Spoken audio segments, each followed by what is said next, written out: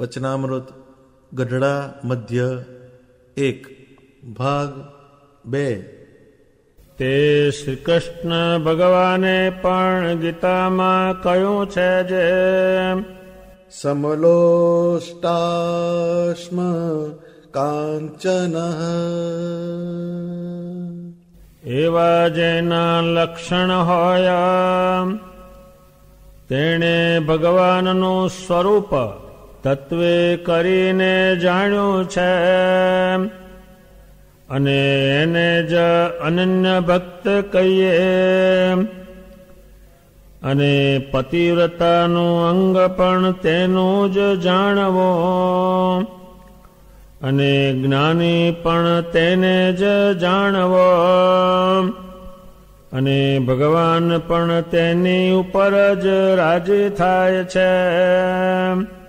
અને ભગવાનને એવો ભક્ત અતિશય વાલો છે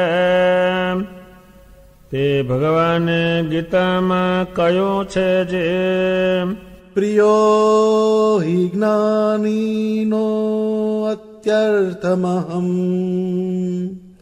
સચ મમ પ્રિય. માટે એવા જે પતિવ્રતાના અંગવાળા ભગવાનના ભક્ત છે તે જ ભગવાનને અતિશય વાલા છે. અને તે પતિવ્રતાનું અંગ ડાયાને જ આવે એમ નથી. જેને ખપ હોય તેને સૌને આવે. જેમાં સંસારમાં ભોળી સ્ત્રીઓ હોય ને તે પતિવ્રતા હોય અને ડાહી હોય ને તે વ્યભિચારણી હોય.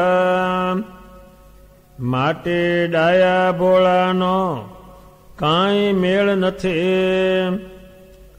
એ તો જેને કલ્યાણનો ખપ હોય તે પતિવ્રતાનું અંગ રાખીને ભગવાનની ભક્તિ કરે છે. અને જે એવી રીતે સારા નરસા વિષયમાં સમાન બુદ્ધિ થવે તે તો જાણે જે એક દિવસે જ એમ કરી લઉં ને નિર્મોહી થઉં એમ ઉતાવળે એ કામ થતું નથી. એ તો હળવે હળવે આદર રાખે તેને થાય છે. જેમ કૂવાના કાંઠા ઉપર પથ્થરો નાખ્યો હોય તેમાં પાણી સિંચતા સિંચતા દોરડી નરમ હોય તો પણ ઘણે કાળે કરીને તે પાણામાં કાપા પડે છે.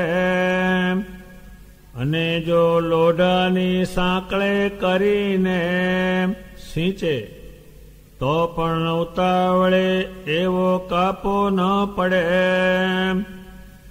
માટે કલ્યાણને અર્થે જેને યત્ન કરવો હોય તેને વિષયમાંથી આસક્તિ ટાળવી. એને વિશે આકળા થઈને અકળાઈ જવું નહીં.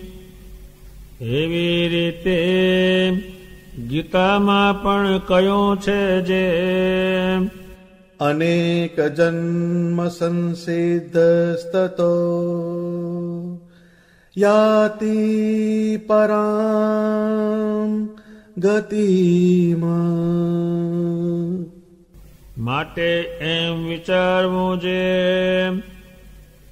આ જન્મે જેટલી વિષયમાંથી આસક્તિ ટળશે તેટલી ટાળવી છે.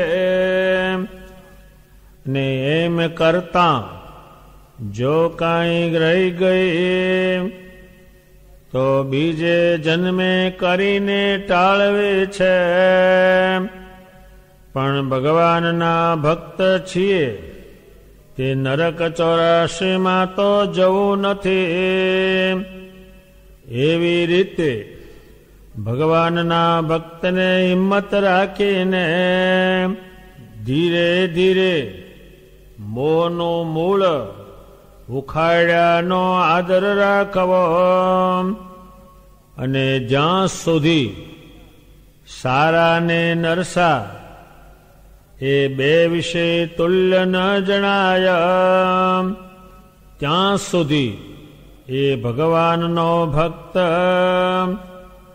સાધન દશામાં કહેવાય. અને જ્યારે સારા નરસા વિષય તુલ્ય ભાસે ત્યારે એ ભક્ત સિદ્ધ દશાને પામ્યો જાણવો.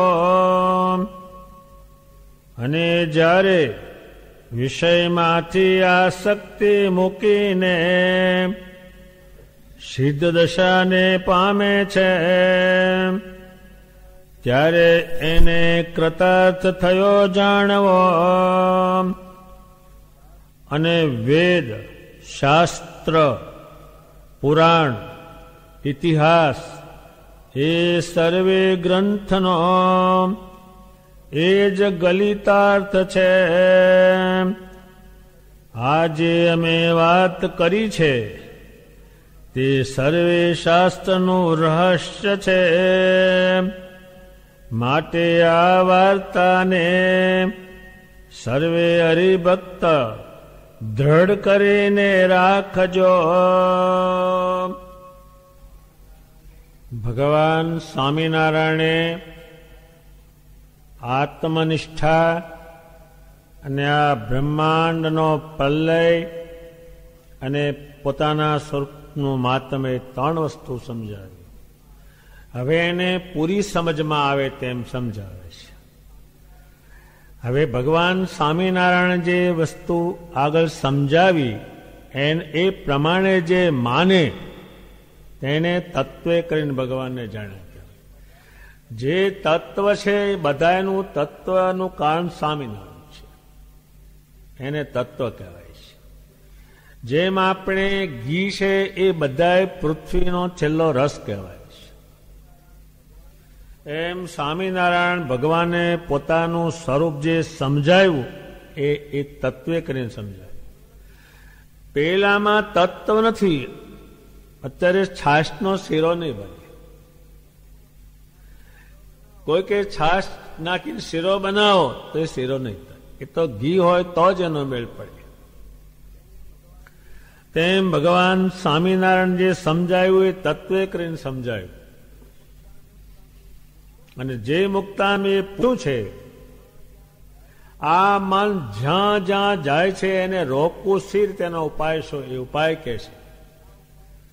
દુનિયામાં આ ઉપાય નહીં ને આ ઉપાય કરે નહીં એટલે પોણા ભાગના ગાંડા જેવા થઈ જાય છે. એને રોકવું ક્યાં?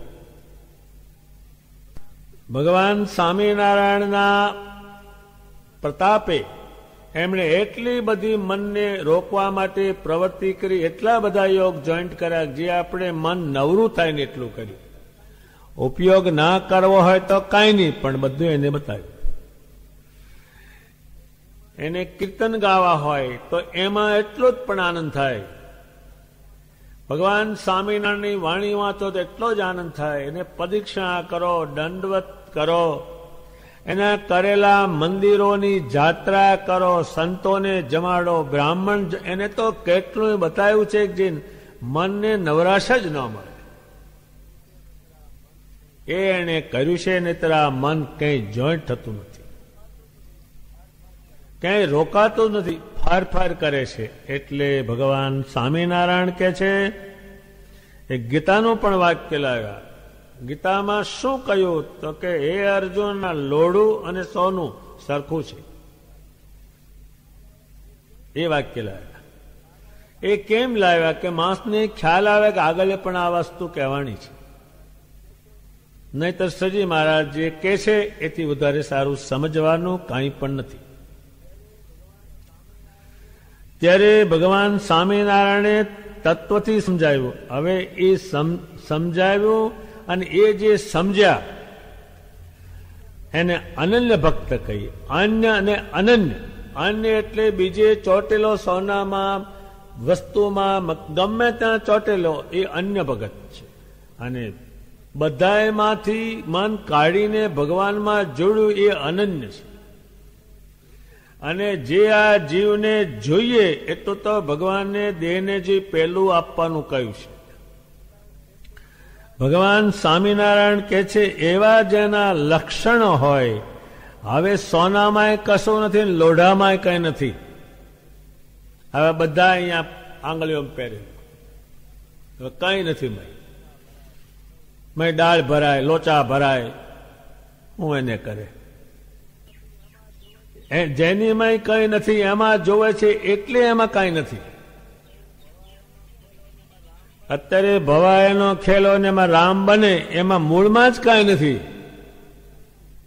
એ હનુમાનજી છે એમાં જ કાંઈ નથી. એટલે હનુમાનજી ને રામ હવારમાં તેલ માટે આંટા મારતા હોય, મૂળ પેલું. અને જે જોનારા છે એને કઈ મળતું નથી, એમાં કોઈ પ્રાપ્તિ નથી.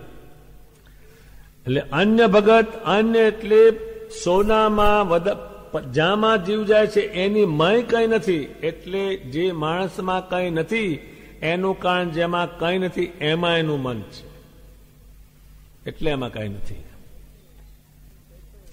સ્વામિનારાયણ ભગવાન કહે છે અન્ય ભગત અને અનન્ય. અન્ય એટલે પેલામાં છે એ અન્ય છે, અને અનન્ય આના જેવો બીજો ભગત જ નહીં. અત્યારે ગોપાળાનંદ સ્વામીને આખો સંપ્રદાય કેમ યાદ કરે તો કે એ તો અનન્ય છે. એને સ્વામિનારાયણ વગર કોઈ ચીજ એમની પાસે નથી.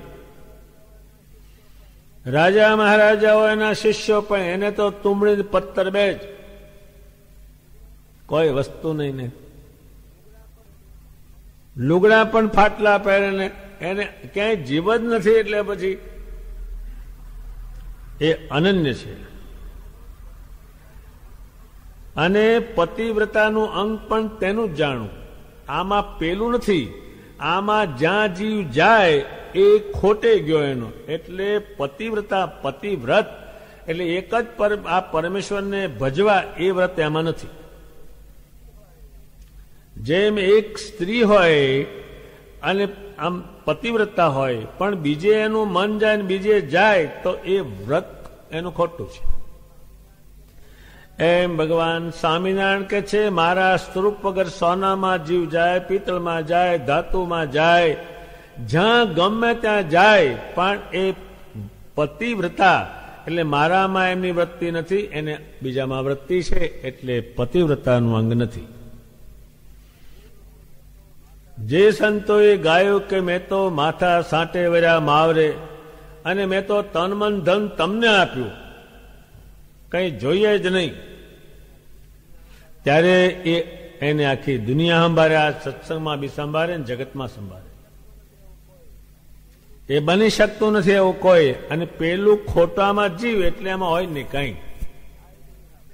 ભગવાન સ્વામિનારાયણ કે છે એને પતિવ્રતાનું અંગ જાણવું. પતિવ્રત એટલે સ્વામિનારાયણને ભજે પણ બીજી વસ્તુમાં એનો જીવ જાય નહીં. અને આમાં જાય તો કઈ છે નહીં. અત્યારે આખું ગામ ભવાયા જોવા જાય અને અત્યારે આપણે ટીવી જોઈએ, ટીવી કે હવે એમાં બધું છે પણ તમે જોવો છો માણા છે, મય પૈસા છે, મય નોટોના ખડકલા છે, બંદૂક છે, તરવારો છે, પાણી પડે છે, નીકળે બીકળે નહીં. કેટલું પાણી પડે, ખળખળાટ પડે પાણી, પણ લોટોય ભરવા જાઓ તો ટીવીનું પેલું કાચ જ તૂટી જાય. એટલે એમાંથી સારો માણસ બની શકવાનો નહીં. વસ્તુ ખોટી તમે જોવો છો એટલે, ખરી કોઈ વસ્તુ નહીં. નહીં કેટલી બૈરીઓ નીકળે છે. અને કોઈ બૈરીને કે ઉભી રે છોકરી ઉભી રે, મારે તારી જોડે મારો છોકરો પરણાવો, એ પણ છે ટીવી વાળી. એ જોવે છે ખોટું એટલે માણસ બને છે ખોટો, સારો બને નહીં, ખોટું જોવે છે એટલે.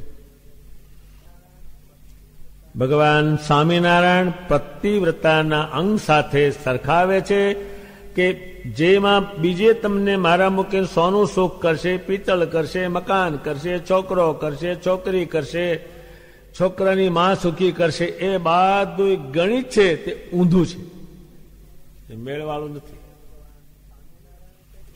ત્યારે ભગવાન સ્વામિનારાયણ કે છે એક આ ભગવાનને ભજે તો જેટલા સુખ આત્માના, ઇન્દ્રિયોના, દેહના જે કયા છે બધા એને પ્રાપ્ત થાય.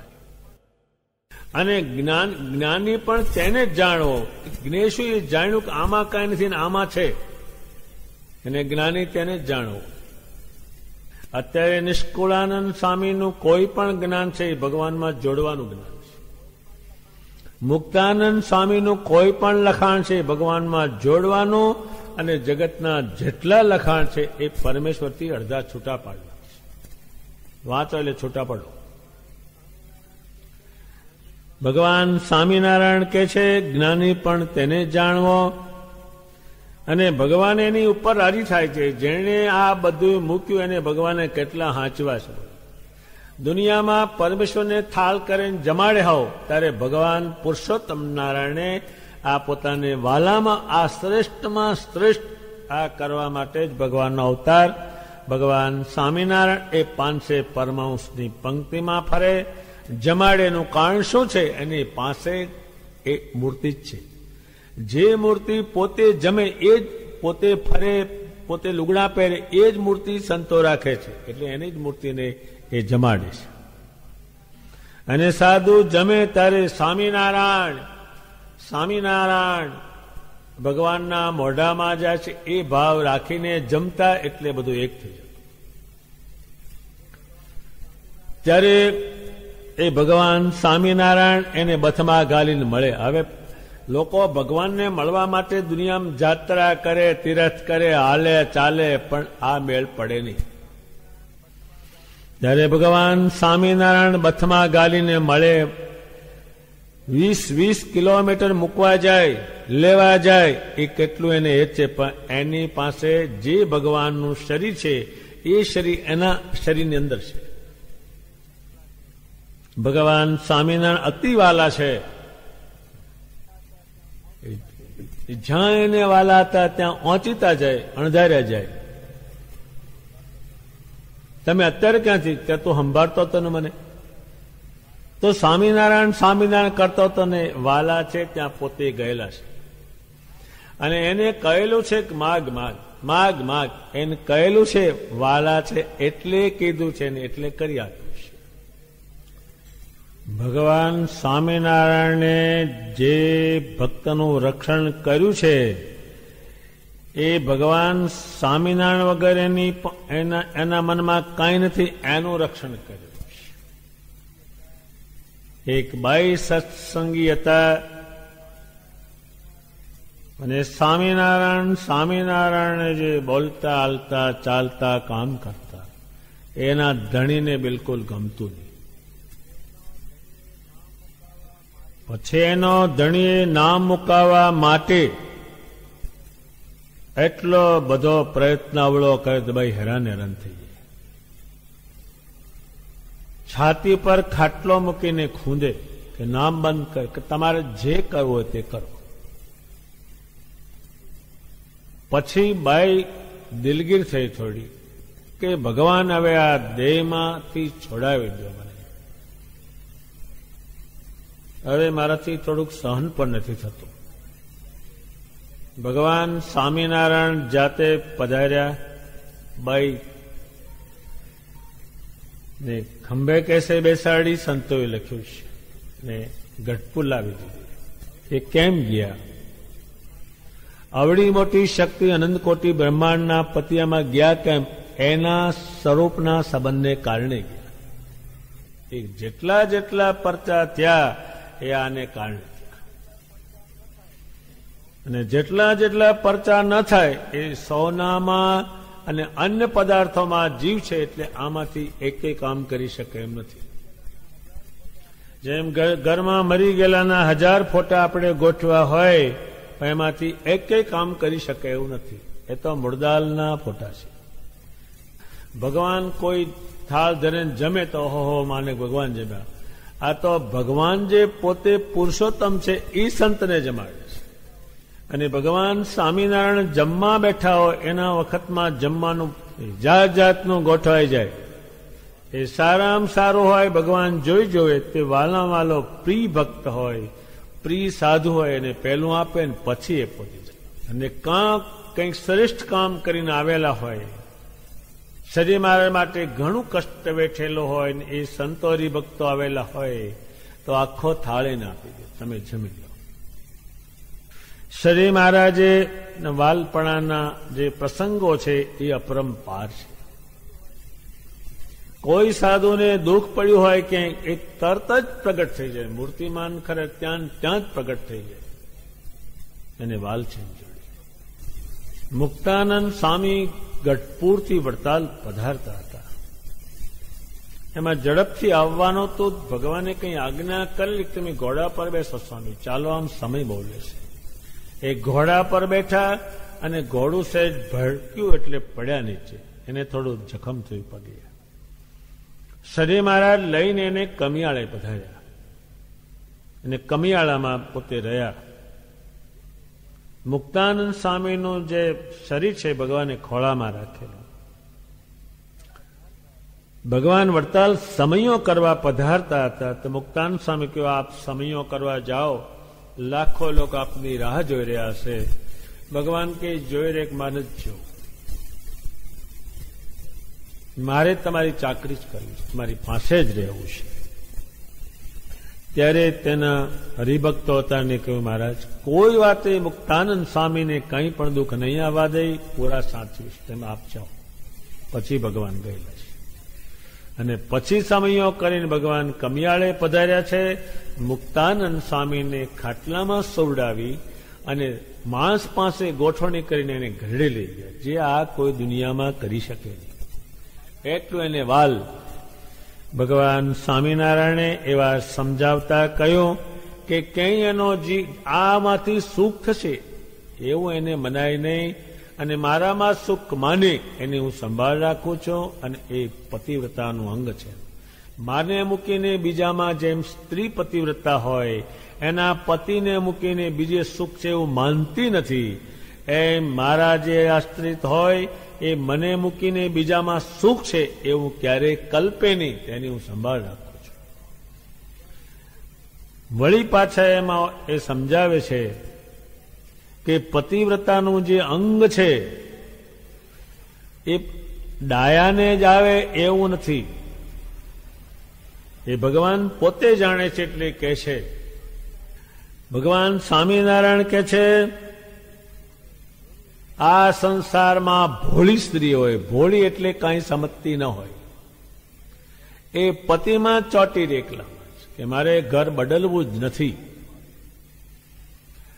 અને ડાય હોય એ ઘર બદલે કે અહીંયા મારે કઈ દુઃખી થવાનું, તો એના કરતા બધા દુઃખી પછી થવાની છે. અને એનો દ્રષ્ટાંત ભગવાને જે આપ્યું છે એ પૂરેપૂરું સમજપૂર્વક આપેલું છે. એમ જે કંઈ સમજતા ના હોય અને સ્વામિનારાયણ ભજે ને બીજી વસ્તુને ન માને એ આ સત્સંગમાં થયેલા છે. જે મુકુંદ બ્રહ્મચારીને સજી મહારાજ થકી કોઈ વસ્તુ વાલીને રાખો, સંપ્રદાયને સંભાળે, એ કંઈ ભણેલા નહોતા, શાસ્ત્ર જાણતા નહોતા, પુરાણ જાણતા નહોતા, કોઈ વસ્તુ એ જાણતા નહોતા, એટલા ભોળા હતા. એટલા ભોળા, કંઈ ખબર જ નહીં. અહીં ગુજરાતમાં આવેલા તે ગાડું લઈને ગઢપુર જતા હતા. એમાં ખેડાની નદીમાં કંઈ બળદને કંઈક થયું છે. એટલે મુકુંદ બ્રહ્મચારીને એ વાત કહી, બળદને કંઈક થયું છે ને થયું છે એમાં સમજે નહીં. તે અધમણ લાડવા હતા એટલે એ બળદિયા તું ખાત અને મટી જાય સારું, તે લાડવા બધા ખવડાવી દીધા. એટલા ભોળા હતા, પણ બીજું એની પાસે કોઈ ચીજ નહીં. ત્યારે જેને હોય એને બ્રહ્મચારી, બધા એને બ્રહ્મચારીને કહેવું પડતું, કઈક કામ હોય તો જીવબાને હાવ કહેવું પડે ને. એ વાત કહેવાય કે પણ એક રાજાની રાણી આવેલી ગઢપુરમાં અને પ્રજાની, એટલે જીવબાએ કહ્યું મુકુંદ બ્રહ્મચારીને કે મુકુંદચારી, તમે શ્રી મહારાજની મૂર્તિ પાસે કાયમ રહ્યો છો અને તમારે ભગવાનને અતિ હેત છે તેટલું કહેવું ને, એક રાજાના રાણી આવ્યા છે, એને પ્રજા નથી, તો ગોપીનાથજીને કહેવું ને કે એને પ્રજા આપો. જો આ કેટલા ભોળા છે અને ક્યાં એની નજર છે. ત્યારે જીવબાને કહ્યું કે એ એમનેમ કઈ છોકરા થાય, એ તો ભગવાન રાજી થાય. 100 રૂપિયા આપે તો એક છોકરો અને 2 આપે તો 2 છોકરા.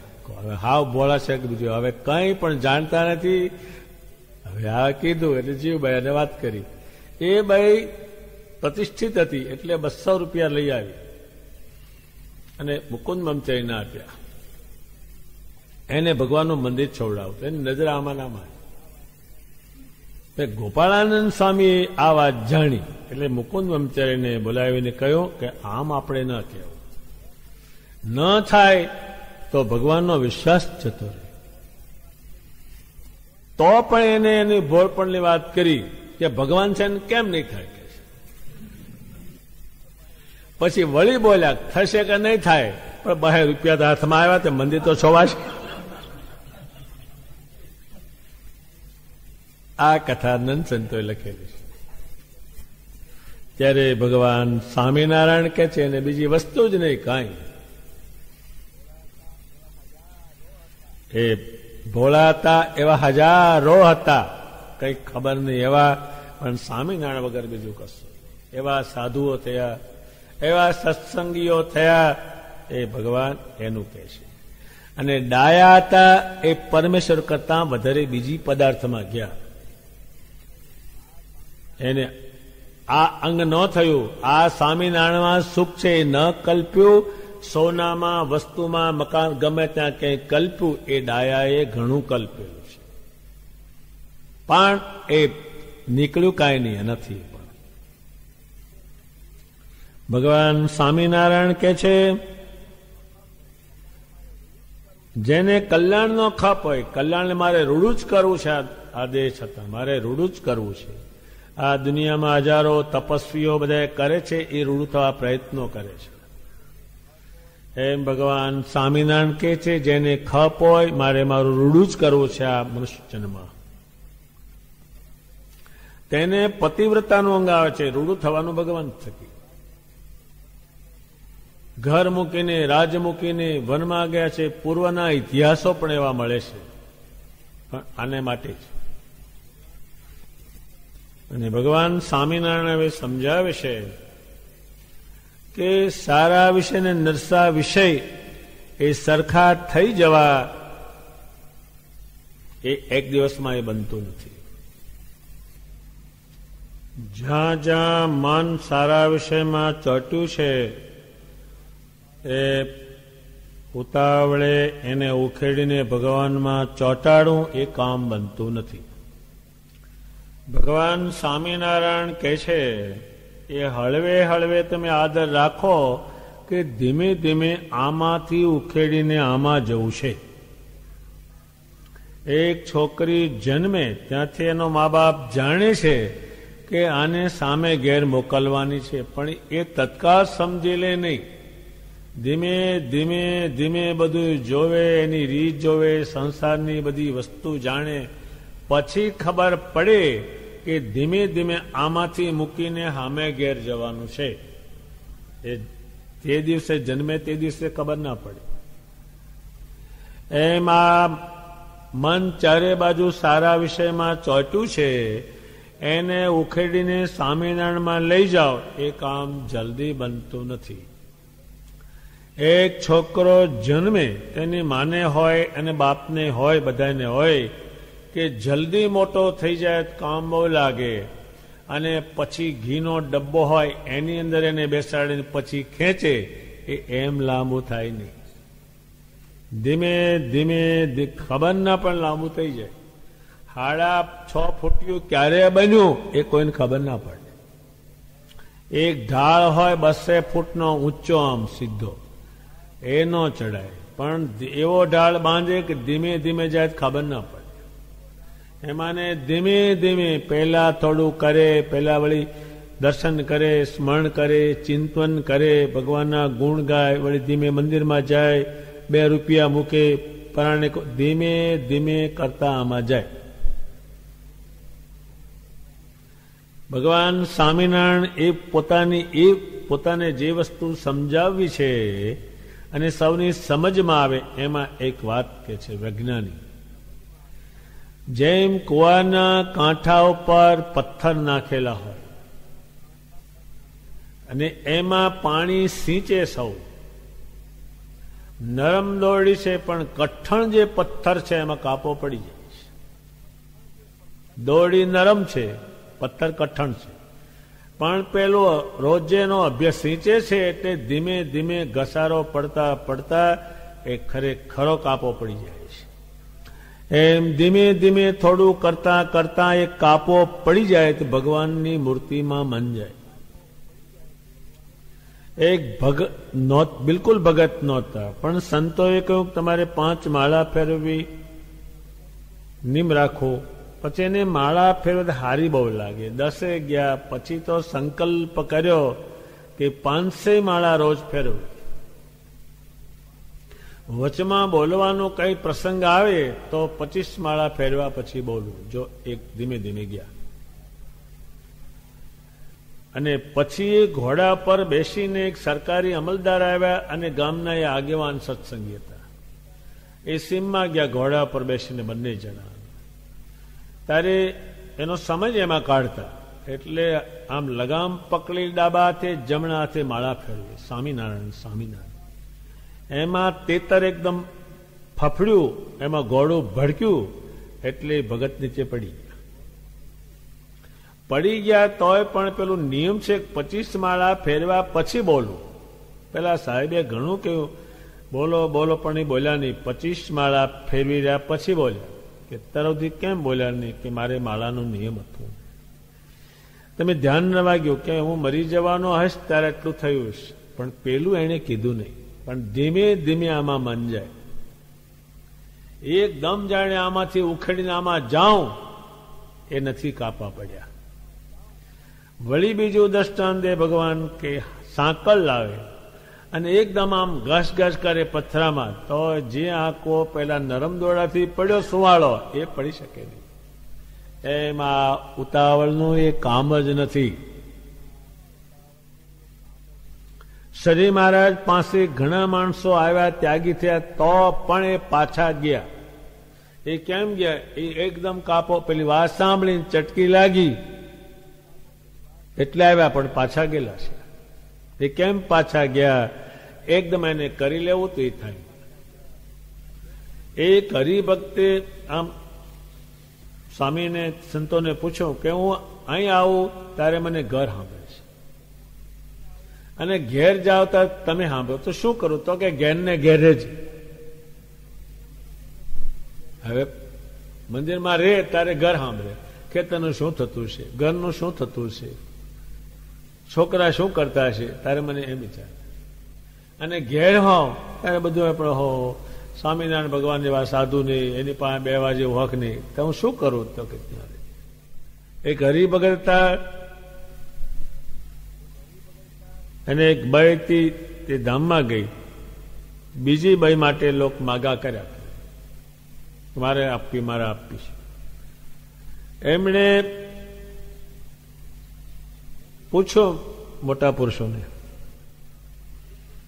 કે 2 તેડા છે, એક સત્સંગીનું છે ને એક કુસંગીનું છે, તો એમાં ક્યાં હું કરું? ત્યારે એ મોટા પુરુષ કહે છે કુસંગીની બાઈ લાય.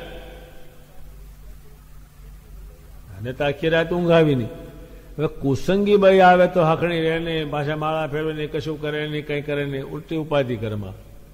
પછી ફેર આખો દિવસ વિચાર કર્યા પછી પાછો આવ્યો કે તમે સત્સંગીની બાઈની ના પાડીને કુસંગીની બાઈ લાવવાનું કે એનું કારણ શું? તો કે સત્સંગી બાઈ હોય એટલે થાળ કરે, તું કેમ કરે, તને ગમે એવું કરે, ભજન કરે એટલે તારો જીવ સ્ત્રીમાં ચોટે. અને પેલી ત્યો તારો રાજ્યો ઘઉં, તારો ટાટિયો ચૂલામાં બાળું એટલે તને અભાવ થાય ને ભગવાન ભજ. અરે એમ જ કેવું, અરે એમ જ કેવું ને લાવીશ ને પછી ન લાવ્યો. એટલે એ કામ બનતું નથી. આવ્યા પછી પણ બનતું નથી, ત્યાગી થયા પછી પણ બનતું નથી, એ એકદમ બનતું નથી. એટલે આ ઉતાવળથી કામ બનતું નથી. એ શ્રી મહારાજ માટે ઉતાવળ તમે કરતા નહીં, ધીમે ધીમે ધીમે ધીમે કરજો. ધીમે ધીમે આમાંથી ઉખડતા ઉખડતા ધીમે ધીમે મન લાવશો, પછી એ જશે. ઉતાવળ તમે કરતા નહીં, આ નહીં થાય. એક ભાઈ ઉતાવળથી લગ્ન કરી દેશે, જોડી દે, પછી વિચાર કરે હું ક્યાંય ભરાણી વેલા હે. જો એ વિચાર થયો ને કે મારે હવે નથી રહેવું, એ બન્યું. એમ આ મૂક્યા પછી પણ બને, એ શ્રી મહારાજ જાણે છે. એને કોઈ કેટલાય માણસો ના પાડે તું ત્યાગી, મારે ત્યાગી થવું કે ના તું ઘેર રહે, કારણ કે શ્રી મહારાજ જાણે. અને ભગવાને કહ્યું તો ન માન્યો ને રહ્યા, તે પાછા ઘેર ગયા. એમ થવાતું નથી. મન બધેથી કાઢી અને સ્વામિનારાયણમાં જોડવું, અને જગતમાં તો એ ખ્યાલ જ નહીં. ભગવાન સ્વામિનારાયણ કે છે એ સાંકળથી કાપો નહીં પડે. એકદમ ઉતાવળ કરશો તો કાપો નહીં પડે, એમ ઉતાવળથી કરવા જશો તો એ નહીં બને. ભગવાન સ્વામિનારાયણ કે છે ધીમે ધીમે તમે વાસના છોડતા રહેજો, અને તમે મારામાં વાસના બાંધશો અને હજુ પૂરી બાંધી થઈ નથી તો હું તમને એવો જન્મ આપીશ કે ફેર તમને યોગ શરૂ થઈ જાય. પણ તમને નરક 84માં જવાનું. નરક 84 એટલે ગર્ભમાં જવાનું થયું, એટલે નરકમાં રહેવાનું થયું 9 મહિના પૂરું. એમાં કોઈનું કંઈ ચાલી શકે નહીં, એ રહેવું જ પડે, જવું જ પડે. હજુ આનો ઉકેલ દુનિયા કોઈ કરી શકે નહીં કે આની અંદર આ શાથી થાય છે, શું એને થાય છે, એને શું આમ મરતું પાછું નથી, શું એની ગોઠવણી કરી મરે નહીં અને મયપુરી મૂકવાનું.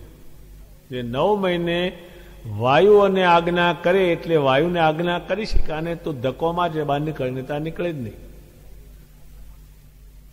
ભગવાન સ્વામિનારાયણ કહે છે નરક 84માં જવું નથી, પણ તમને હું થોડા તમે મારામાં ચોટ્યા છો તો વળી પાછો યોગ આપીશ, વળી પાછા ચોટશો, વળી જોગ. અત્યારે જે નાનપણથી તમને સારું લાગે, કોઈ છોકરું કે કોઈ છોકરી તમને સારી લાગે અને ભગવાનના ભગત હોય, જાણો કે ગયા જન્મમાં કંઈક કરેલું છે, અને એને તમે ગમે તે કરો ભગત થાય. નવો આદર હોય એને ફિટ ન થાય. હાવ નવો આદર હોય એને તમે મંદિરમાં ઝાલી લાવો, બેહાડો, માન દો, હાર આપો, પ્રસાદી આપો, અને કોઠારી સ્વામી આને પ્રસાદી આપો, એમ કરો તાર માન પરણે થાય તો થાય. એને નવો આદર છે. હાવ પેલું એકડિયું જ ઘૂંટવા બેઠું છે અત્યારે, પેલું ઘૂંટીને આવ્યું થોડું, એનો ફેર છે. ભગવાન સ્વામિનારાયણ કે છે મન જ્યાં ચોટ્યું છે ત્યાંથી ઉખેડવાનું. એ ઉખેડવું પડે. ચોટ્યું છે તમે ને ઉખેડો તો કાળ ઉખેડી દેશે, પણ ઉખેડે છૂટક્યો છે એનો આદર રાખવાનો. એ મન જ્યાં ગયું છે ત્યાંથી ઉખેડીને સ્વામિનારાયણમાં લાવવાનો પ્રયત્ન કરજો.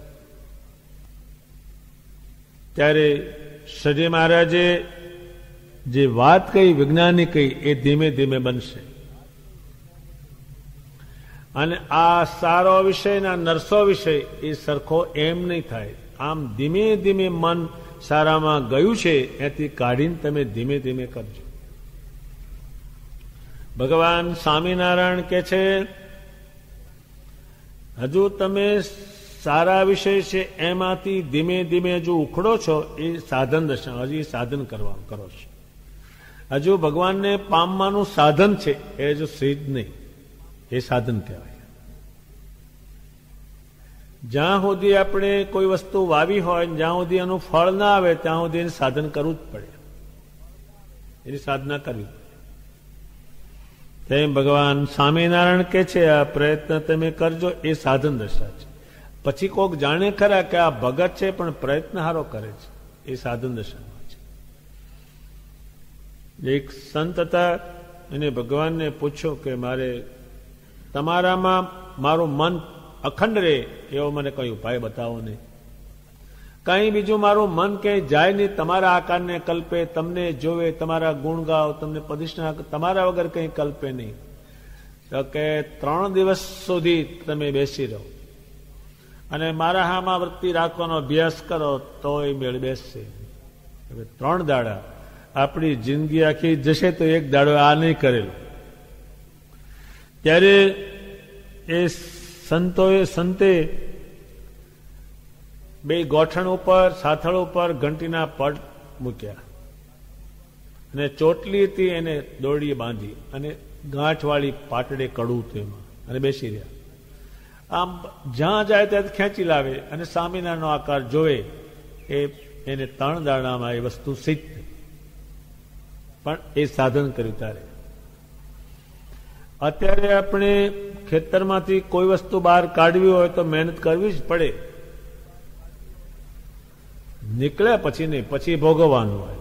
પણ જ્યાં સુધી આપણે કોઈ વસ્તુ જમીનમાંથી બહાર કાઢવી હોય તો મહેનત કરવી જ પડે. એમ ભગવાન સ્વામિનારાયણ કે છે સાધન દશામાં છે. અને સારા વિષય અને નરસા વિષય એ તુલ્ય થઈ જાય, આમાં કઈ છે નહીં. બેયમાં લોઢામાંય કાંઈ નથી, સોનામાંય કાંઈ નથી, કઈ છે નહીં. એ બધા વિષયો છે, એ વિષયોમાંથી સારા અને નરસા એ બંને વિષય એક થાય અને એમાંથી નીકળીને પુરુષોત્તમને ભજે એ દશા સિદ્ધ દશા. સીધી એટલે હાવ સીધી સત્ય. જેમ આકાશમાં વિમાન ચાલે ને એકે ઝાડવું નડે નહીં, એને લેફ્ટ સાઈડ રોંગ સાઈડ કશું નહીં, એ વસ્તુ જ નહીં, સીધું વાલ્યું છે. અને આપણે વાંકું ઘૂકું એ નીચે છે. એ સિદ્ધ દશા જે છે એ ત્યારે કૃતાર્થ થાય છે. હજારો સંત હરિભક્ત સિદ્ધ દશાને પામ્યા. સ્વામિનારાયણ સ્વામિનારાયણ સ્વામિનારાયણ સ્વામિનારાયણ, હાલે તોય સ્વામિનારાયણ, ખાય તોય સ્વામિનારાયણ, નાય તોય સ્વામિનારાયણ. એ દશા એની સિદ્ધિ. અને એ દશા લાવવાનું કારણ છે જ મારે એને શીખવાડ્યું. ભગવાન સ્વામિનારાયણ કે સિદ્ધ દશા, ત્યારે હજારો પરમહંસો થયા સિદ્ધ દશાને પામે. એને રાતની ખબર નહીં, દાડાની ખબર નહીં, કશી ખબર જ નહીં. એ દશા સિદ્ધ, ક્યાંય આમાં વર્તી જ નહીં. એ દશા સિદ્ધ એટલે ભગવાન સ્વામિનારાયણે હજારોની સંખ્યામાં સિદ્ધ કર્યા. સિદ્ધ શું કર્યા? આ મુકાવીને આમાં લાવ્યા. જેના તમે નામ સાંભળો છો એ બધા સિદ્ધ દશાને પામેલા છે. ભક્ત ચિંતામણીમાં લખાણા એ હલકું તો એમાં આવી શકે જ નહીં. જેમ ગવર્નરોની સભા હોય એમાં હલકું માણા બેસી શકે જ નહીં. એમ સિદ્ધ દશાને પામેલા એની દશા સીધી. એને કઈ વાંકવું જ નહીં, કોઈને પૂછવાનું. આપણે તો દશા બધી પૂછે છે એને હોય તેને, અને આમ કેમ છે કે દશા વાંકી છે. શું કરવાનું? કે આ 3 દોરા બાંધવાના, એક ગળે બાંધવાનું, એક હાથે બાંધવાનું, અને હોમવાન દાડે ચણા ખાવાના, મંગળદારે મગ ખાવાના, ગુરુવાન દાડે અડદ ખાવાના. આ આનાથી બળતું છે. એકે ચીજ મટતી છે, પણ એ બધાને પૂછે છે કે દશા વાંકી કેમ વાંકી છે, એ જ વાંકો જાય છે, વાંકો એ જ જાય છે. ત્યારે ગોપાળાનંદ સ્વામી કોઈને પૂછવા ગયા કશું, એને આખું બ્રહ્માંડ પૂછવા આવે, શેને કારણે દશા એની સીધ છે. ભગવાન સ્વામિનારાયણ કે છે એ ધીમે ધીમે ધીમે ધીમે એ પામશો તમે. સાધન જે છે એ કરવાના ભગવાને કયા છે બધાય. ભગવાન સ્વામિનારાયણ કે છે મેં તમને આ જે વાત કહી છે તે તમામ શાસ્ત્રો જે છે એમાં જે કહ્યું છે એનો રસ મેં તમને કહ્યું છે, પણ એને એની જરૂર નથી. એ બોલે છે એ જ રસ છે, એ સર્વજ્ઞ છે, સુજાણ છે. ભગવાન સ્વામિનારાયણ કે છે આ મેં જે વાત કરી છે એ છેલ્લા પૂર્ણાહુતિ કરી છે, અને કે છે પોતે હે મારા આસ્તિક હરિભક્તો, તમે આ વાતને દ્રઢ કરીને રાખજો. દ્રઢ એટલે એને મજબૂત કરજો આ વાતને, અને વિચાર કરજો. એટલે ભગવાન સ્વામિનારાયણે સારા અને નરસા એ બે માંથી સમબુદ્ધિ થવી અને પરમેશ્વરમાં ચોટવું, એ ધીમે ધીમે તમે સાધના કરતા રહેજો. સાધવાય સાધના એટલે આમાંથી મનને ઉખેડી અને આમાં જોડતા રહેજો.